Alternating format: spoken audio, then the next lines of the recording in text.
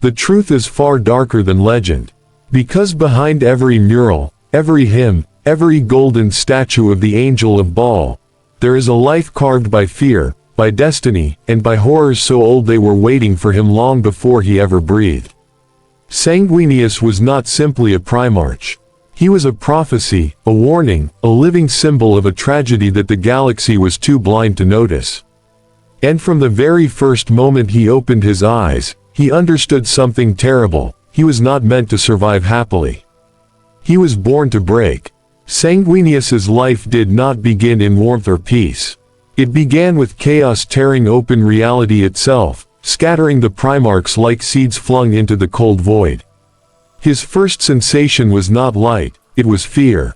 A newborn consciousness surrounded by the warp, feeling the psychic storms claw at him like hungry animals.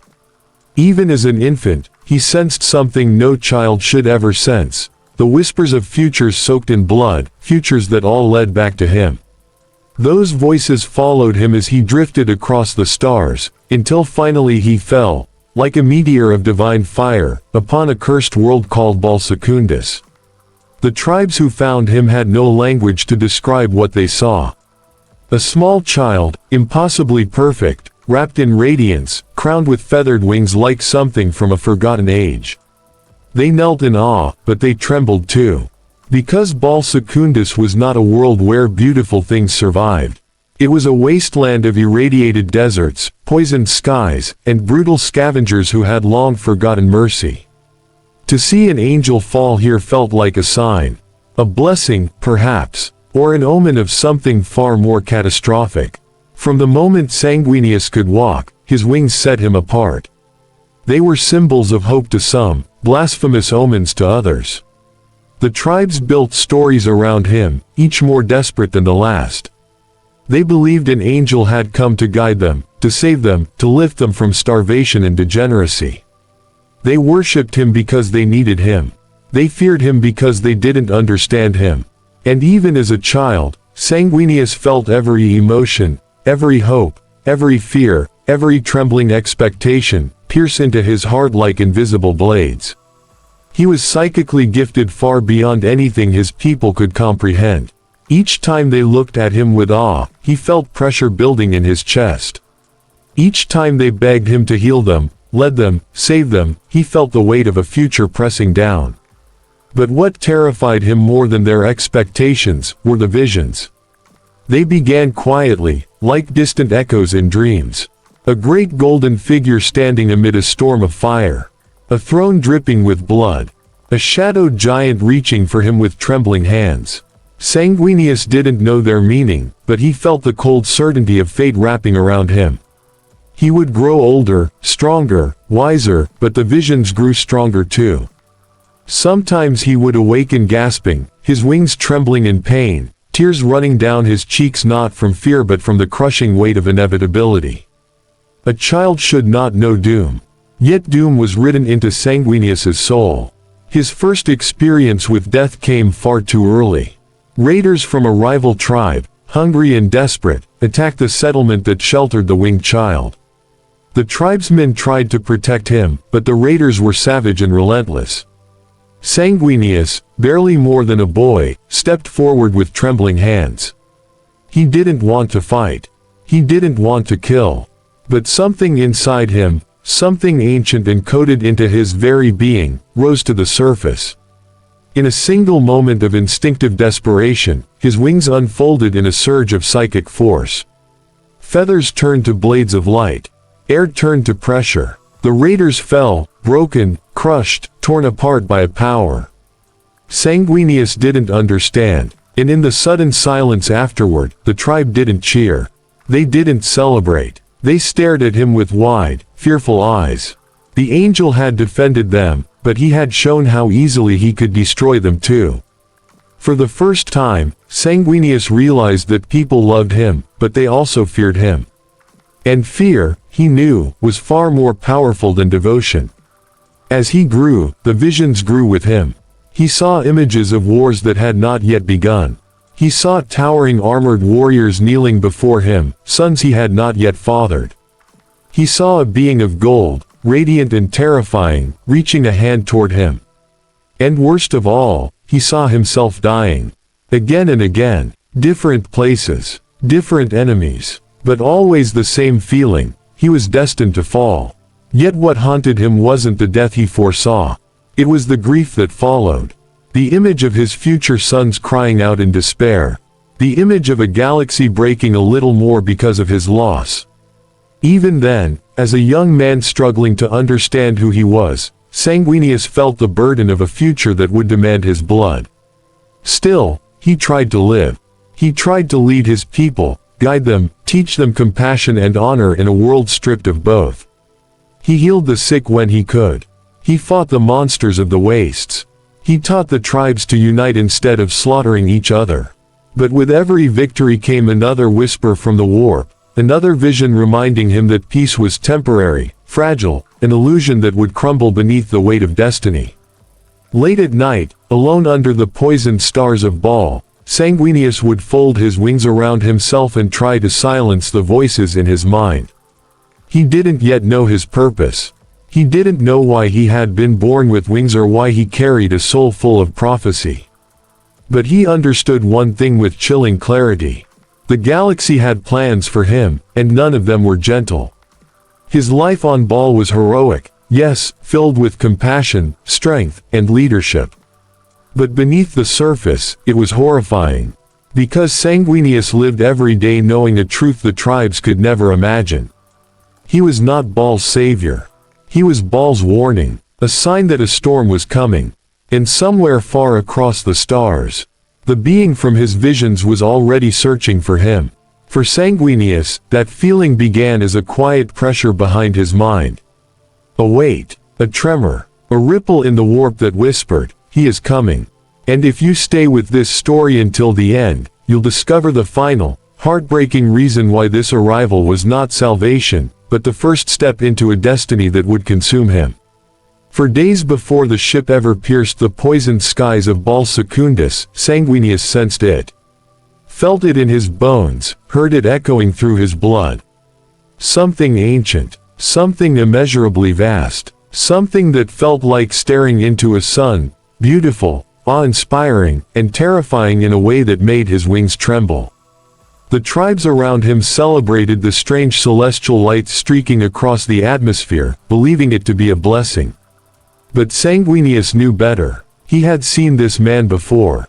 Not in life, but in visions. And the moment the Emperor's presence touched the world, Sanguinius felt his heart stumble. The air itself seemed to warp.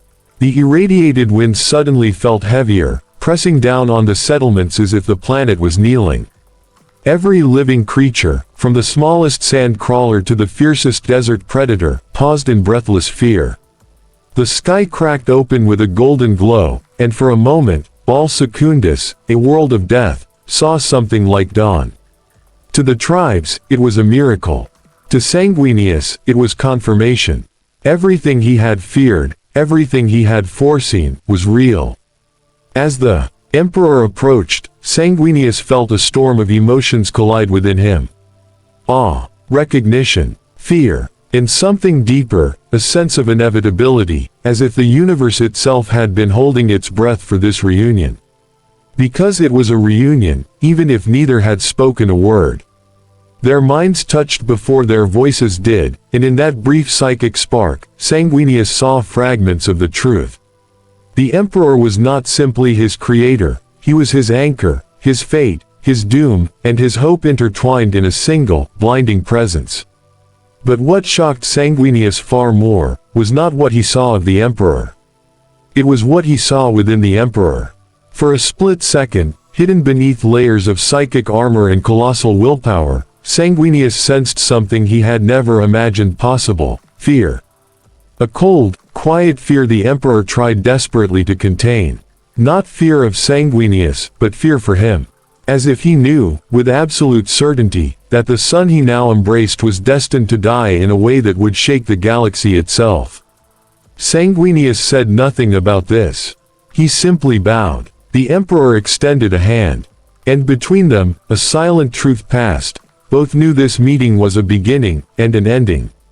When Sanguinius finally stood before the Legion, his lost sons, something inside him stirred: love, pride, and unbearable guilt. They were broken, mutated, malformed from centuries of survival without their Primarch. They knelt before him in reverence, their armor chipped and their bodies scarred. Yet Sanguinius felt their hunger, their thirst, their curse. The red thirst crawled beneath their skin like a living shadow, and he understood in an instant: they suffered because they were made from him. His blood carried the flaw. His genes carried the hunger.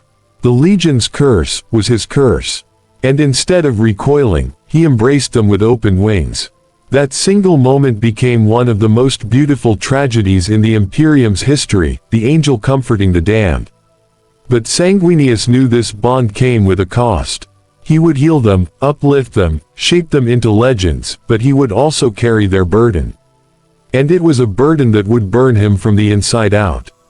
Yet despite the fear, the visions, the weight of destiny hovering above him like a blade, Sanguinius chose hope. He chose loyalty. He chose the path that would one day lead to his greatest triumph, and his most devastating fall. The Emperor believed he had found his perfect son. Sanguinius believed he had found his purpose. And the galaxy had no idea that both beliefs would soon shatter. Sanguinius's arrival at the helm of the Legion was hailed across the Imperium as a moment of unbroken triumph. An angel had finally found his sons. A father had reclaimed his blood. The Emperor himself seemed to believe that the bond between them would transform the Legion into a force of purity and brilliance. And on the surface, it did. But beneath that gleaming myth, beneath the hymns and proclamations, there was a truth the Imperium would never dare speak aloud. The Legion was not simply wounded. They were dying, decaying from the inside, and the same curse that plagued them was beginning to whisper into the mind of their newly returned Primarch. At first, Sanguinius pretended not to notice the shift in himself. The faint quickening of his pulse at the scent of blood. The strange, hollow throb in his chest during battle. The moments where his thoughts would blur, pulled toward some darker instinct he could not fully name. He convinced himself it was exhaustion, pressure, the psychic strain of leading a legion that had suffered centuries without its rightful father. But denial could only hold for so long. The curse of the Legion was not subtle, it was relentless. It lived in there, marrow like a starving ghost, always whispering, always urging the mind toward violence. And Sanguinius, with every inch of him tied to their gene seed, felt the shadow crawling closer with each passing day. His sons did everything in their power to hide their affliction from him. They cleaned their armor obsessively, terrified that a stain of dried blood might hint at the hunger they worked so hard to restrain. They drilled endlessly, desperate to drown their inner demons in routine. They almost mimicked serenity, but the Primarch felt everything they tried to conceal. It pressed against the edge of his consciousness every time they stood beside him, thousands of voices whispering beneath their breath, begging for release, for relief, or sometimes simply, for blood. There was one among them, a young captain known for his unwavering loyalty, who felt this torment more sharply than the rest. He watched his Primarch with a reverence bordering on devotion, marveling at Sanguinius's beauty, his strength, his compassion. But he also noticed the cracks, subtle twitches in the angel's wings during moments of silence, the tremor in his breath after battle, the haunted flicker that sometimes passed through his golden eyes when he believed no one was watching. The captain never dared speak of it, but he held the truth close to his heart. Their beloved Primarch was suffering. And he was suffering alone. The moment that shattered Sanguinius's illusion of control came without warning. During a routine inspection of the Legion's training grounds, he felt a sudden, violent surge of instinct rise in him, raw, primal, hungry. He smelled blood. Not much. A small cut on one of his warrior's hands, barely more than a scratch. But the scent hit him like a psychic blow. His heart slammed against his ribs. His wings flared. His vision sharpened and darkened at the edges. For a heartbeat, he wasn't the Angel of Baal. He was something else. Something ancient. Something monstrous. His sons froze as their Primarch's expression twisted into something that did not belong on an angel's face. Sanguinius stopped himself, barely, by driving his fingers into his own palm hard enough to break skin. The shock of pain was enough to snap him out of the instinct, but the moment had already been seen. The captain, standing only a few steps away, paled beneath his helm. Sanguinius looked at him with shame burning through every fiber of his soul. He didn't speak. He didn't have to. The captain lowered his gaze, not in fear, but in heartbreak. The Legion had long believed that their curse was their burden to bear. Now they understood that it was eating their Primarch alive. After that day, Sanguinius became even more determined to uplift his sons, to refine them, to shape them into warriors worthy of the Imperium. He pushed them harder, not out of cruelty, but out of desperation, hoping that discipline might drown out the curse that threaded through their blood. The X-Legion transformed under his guidance. What had once been a force defined by brutality became a legion praised for precision, honor, and beauty in motion. The Imperium celebrated the change. The other Primarchs marveled at the angelic discipline of the Blood Angels. And none of them, not one, suspected the truth that Sanguinius hid behind every victory. Every time the X-Legion grew stronger, the curse grew stronger with them. Every triumph fed the shadow lurking beneath their skin. And Sanguinius, the angel adored by billions, carried the greatest burden of all, the knowledge that his very existence was slowly poisoning the sons he loved more than his own life. He would lead them into glory. He would lead them into legend. But the curse that bound them was waiting, silent, patient, inevitable. And one day, it would demand its price. The Great Crusade was meant to be an age of triumph, a rising golden tide that would pull humanity out of darkness and unite it beneath the Emperor's vision. And among all the Primarchs who marched at the head of this grand dream, none captured the imagination of the galaxy quite like Sanguinius. Worlds whispered his name as if invoking a sacred prayer. Civilians wept when they saw him descend from the heavens, wings unfurled like a promise of salvation.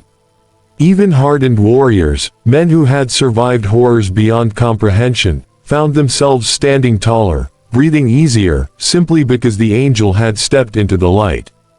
But for Sanguinius, the Great Crusade was not glory. It was a battlefield both outside and inside his own soul. He led his legion with a gentle hand and an unbreakable will, moving from planet to planet with a grace that seemed impossible for a being forged for war. The X-Legion under his guidance became renowned for their discipline, their elegance in combat, their unwavering compassion toward the innocent. They fought like living myths, golden warriors who fell upon the enemies of humanity with a beauty that bordered on the supernatural. The Imperium celebrated them as the very embodiment of nobility. Yet behind every victory Sanguinius claimed, there was a hidden truth that gnawed at him like a starving animal. He could feel every death long before it happened. The gift, or curse, of foresight had been with him since infancy, but now, surrounded by the raw psychic storms generated by war, it sharpened into something unbearable. Sometimes, in the middle of a triumphant campaign, he would pause mid-stride as a vision pierced him without warning. A flash of a future he dreaded. A scream from a soldier who had not yet fallen.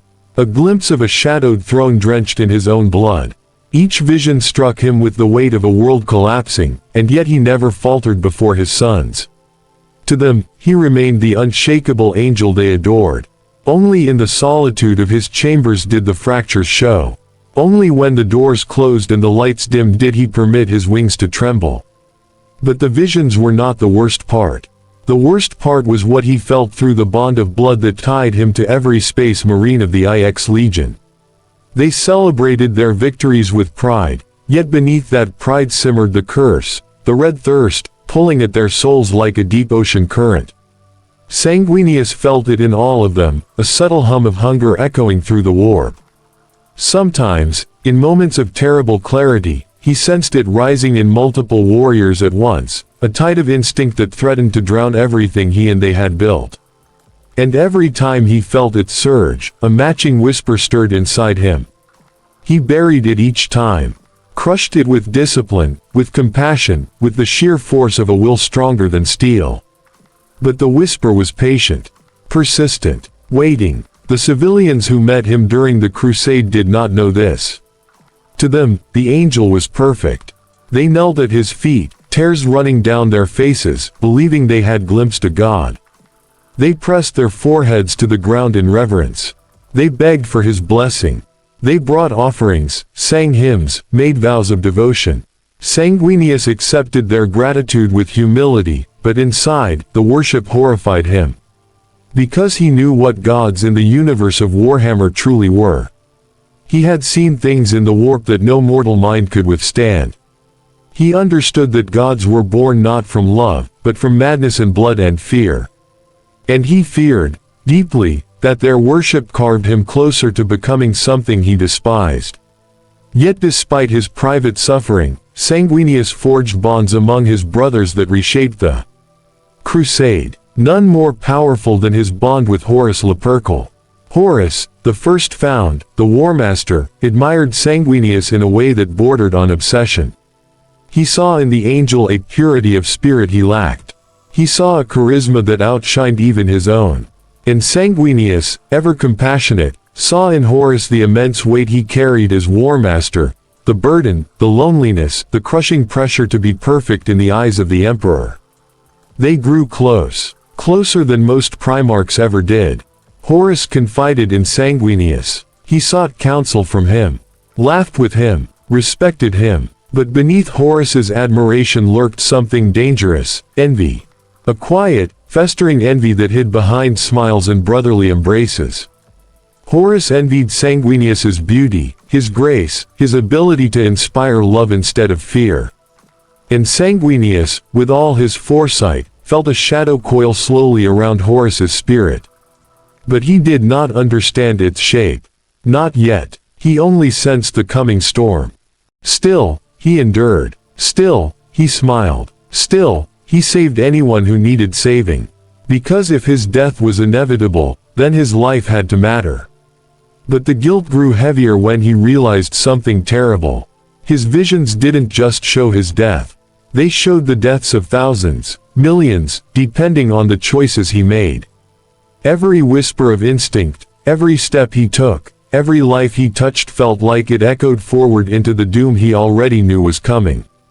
Imagine waking up every morning knowing you might be one wrong decision away from ending everything. That was Sanguinius' reality. And yet, despite the prophecies, despite the nightmares, despite the weight of inevitability pressing down on his bones, he never stopped believing in hope. Even when hope felt like a candle fighting against a hurricane. But that fragile candle would flicker violently when he finally stood before the one being in existence who truly understood what it meant to be burdened by destiny, the Emperor himself. Their meeting was not salvation. It was confirmation. For the first time, Sanguinius realized the truth he had feared since childhood. The Emperor didn't tell him his visions were wrong. He didn't deny the coming storm. He didn't promise that the future could be rewritten. He simply looked at Sanguinius with a silence so heavy that it said everything. The future was set, and Sanguinius was walking directly toward it. But what neither of them could predict, what no vision could fully reveal, was the horrifying path that would twist Sanguinius' soul, test his loyalty, and carve his legend into the bones of history. A path that would take him into the most terrifying battle the Imperium would ever face, the war for Horus' soul. And before that war even began, another nightmare was waiting for him in the depths of the warp. A nightmare with 8 wings, 8 heads, and a voice that whispered, "Angel, your destiny is mine to claim." The darkness was coming, and Sanguinius was not ready for what waited inside it. For Sanguinius, that feeling wasn't paranoia. It was a warning. Long before he learned the names of the ruinous powers, long before he knew what a demon truly was, he felt them.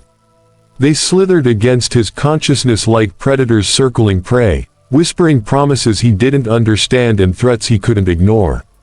And for an angel born with foresight, the most terrifying visions were the ones that didn't belong to him. The warp noticed Sanguinius long before humanity ever crowned him a hero. At first, the signs were subtle. Sleepless nights. A sudden drop in temperature that left frost on his wings despite Baal's burning heat.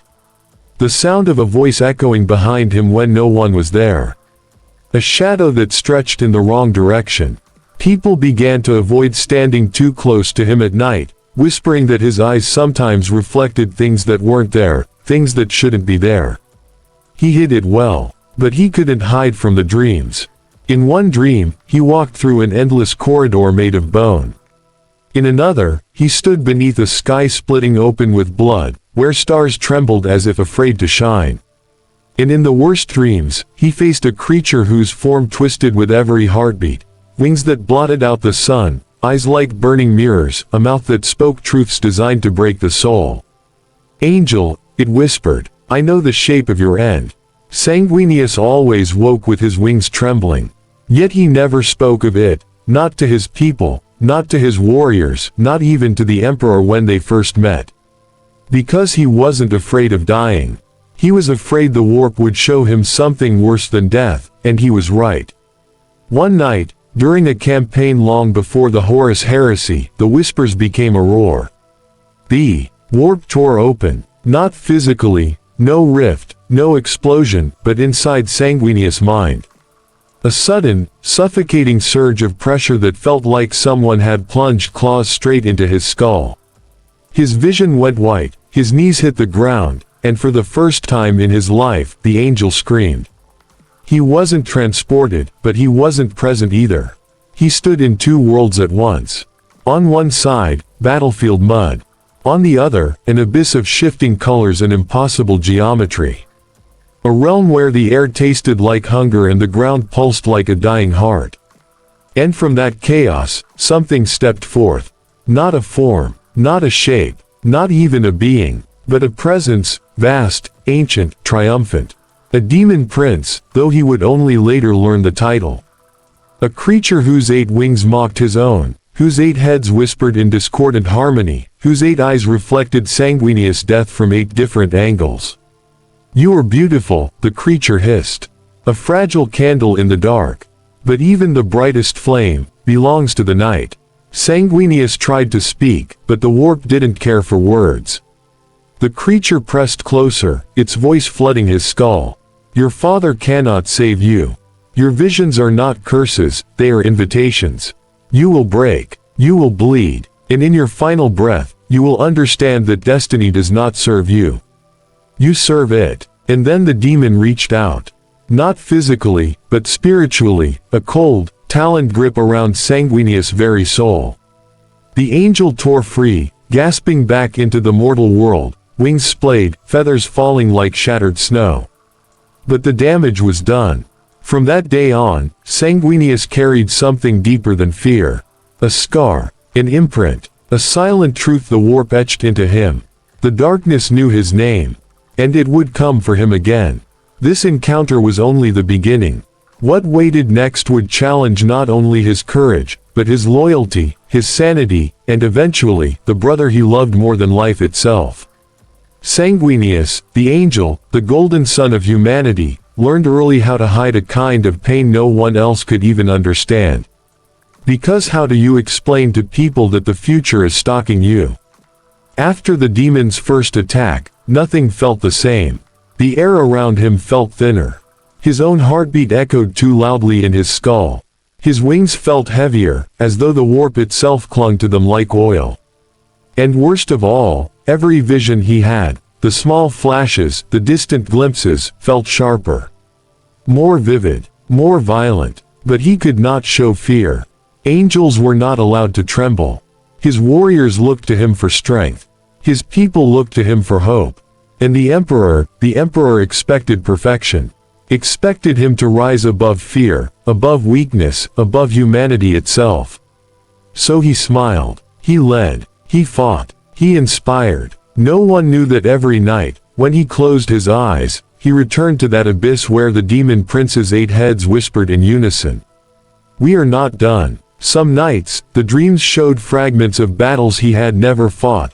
Cities burning, loyal brothers screaming, the sky cracking open like a broken skull. Other nights, he saw the golden throne bathed in blood.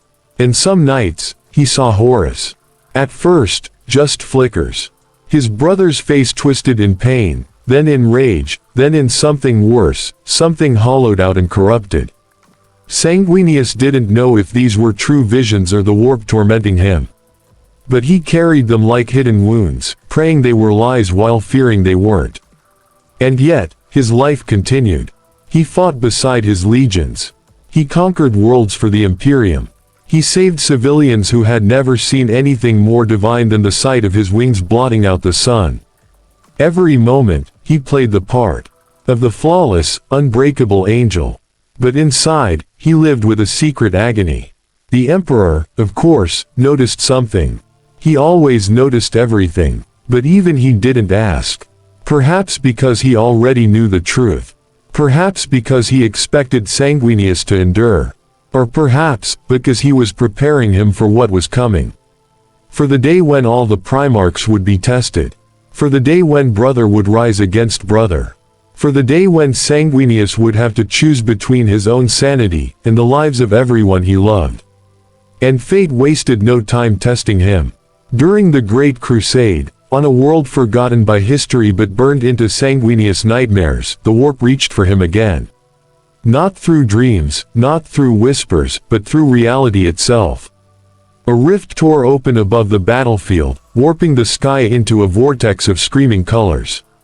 His legionaries froze in terror as a monstrous form descended, 8 wings unfurling like a shadow cast across eternity. The demon prince had returned. And this time, it wasn't here to threaten him. It was here to claim him. Sanguinius stood alone, his legion behind him, the creature before him, destiny closing its jaws. What followed was not merely a battle of strength, but of souls.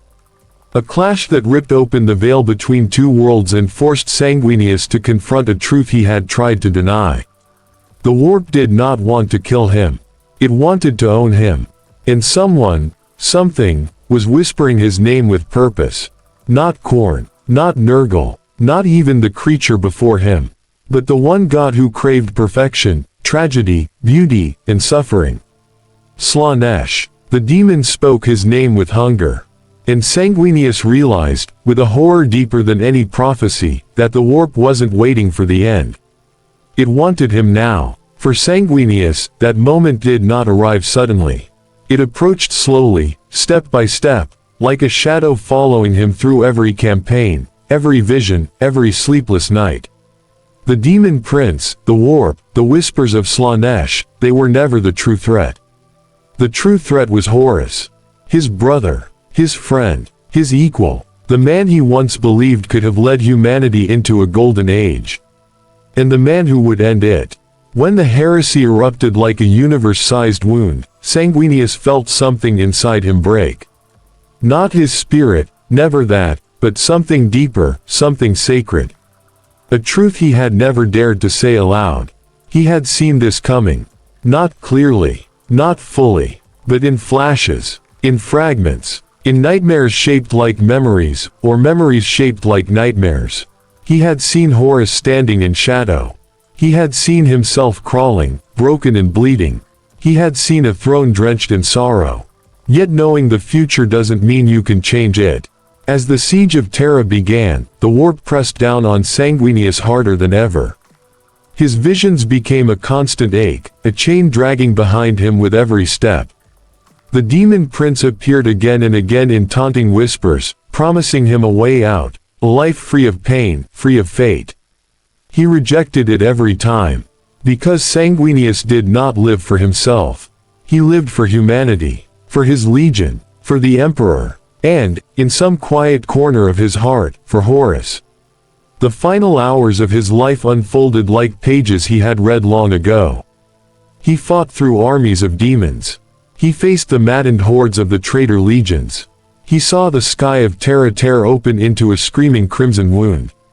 He felt the pain of his sons, the blood angels, succumbing to the black rage, a curse that would echo through eternity after his death. Still, he pressed on. Still, he flew. Still, he believed there was one final thing he could save. Horus, soul, When he reached the vengeful spirit, he knew exactly where he was. He had seen this corridor in a vision. He had smelled its blood-soaked air before. He had felt the despair clinging to these walls like dust. He walked forward anyway, because if fate demanded his death, then he would choose how he met it. And he would meet it at Horus' side. The doors opened, the light dimmed, and there he was, Horus, the Warmaster, the fallen sun, a god in mortal flesh, glowing with the corrupt power of the warp. For one terrible heartbeat, Sanguinius saw not a monster, but his brother. The man who had laughed with him, fought beside him, believed in him. But that man was long gone. The creature before him was something else entirely. Sanguinius didn't draw back. He didn't plead. He didn't hesitate. He spoke the last words he would ever offer. "I forgive you." Those 3 words shattered something inside Horus, perhaps a memory, perhaps a regret. But corruption leaves little room for love. What followed was brutal. Horus unleashed his power. Sanguinius fought with everything he had. Wings torn, bones shattered, blood spilled across the deck of the vengeful spirit. But through every blow, every wound, Sanguinius smiled. Not from madness, not from defiance, but because he had finally understood something the demon prince could never comprehend. Destiny was not a cage. It was a promise that his death mattered. A promise that his sacrifice would ignite the Emperor's wrath. A promise that humanity would survive, not because of fate, but because he chose to face it. When Horus struck the final blow, the galaxy trembled. When Sanguinius fell, the Imperium screamed. And when the Emperor found his son's broken body, a fire rose within him that no demon could ever extinguish. The angel died, the legend lived, and the warp learned that even doomed souls can burn brighter than gods. Sanguinius never feared his destiny. He embraced it, because in the end, he understood the truth behind every vision. He was not born to escape death. He was born to save others from it. And in that final moment, his wings broken, his blood soaking the darkness, Sanguinius proved that even horror can be holy. And even tragedy can be eternal.